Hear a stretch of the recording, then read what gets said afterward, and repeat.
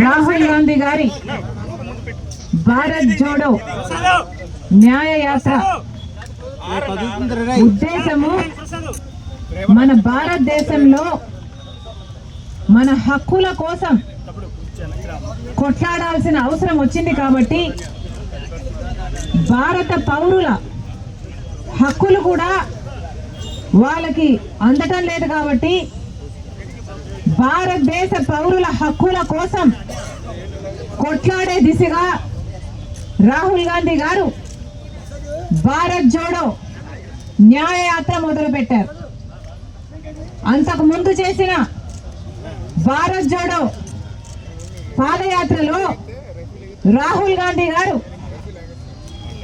4000 కిలోమీటర్లు పైగా పాదయాత్ర చేస్తే అడుగున ఎక్కడ వీలైతే అక్కడ కాంగ్రెస్ పార్టీకి వ్యతిరేకంగా ఉన్న ప్రభుత్వాలు అయితేనేమి బీజేపీ అయితేనేమి దాడులు చేశారు, కొట్టడం కూడా కట్టలతో కొట్టడం కూడా చేశారు, అనేక రకంగా హింసించడం జరిగింది.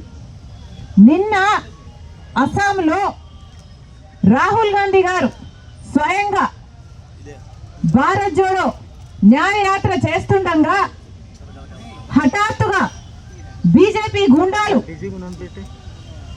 గుంపులుగా వచ్చి భారత్ జోడో న్యాయ యాత్రలో పాల్గొంటున్న వాళ్ళని మీద దాడులు చేసి వాళ్ళను గాయపరచడం జరిగింది.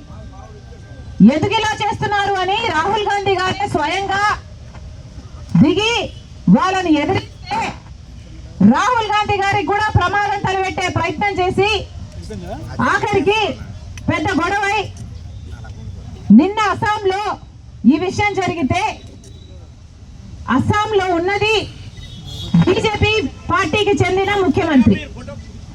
మరి ఇప్పుడు బీజేపీ పార్టీ అధికారంలో ఉన్న రాష్ట్రంలో కనీసం ప్రశాంతంగా శాంతియుతంగా ప్రజల కోసం చేపట్టిన ఒక యాత్రని కూడా చేయనీయకపోతే దీన్ని ప్రజాస్వామ్యం అంటారా అని మోడీ గారిని ప్రశ్నిస్తున్నాం.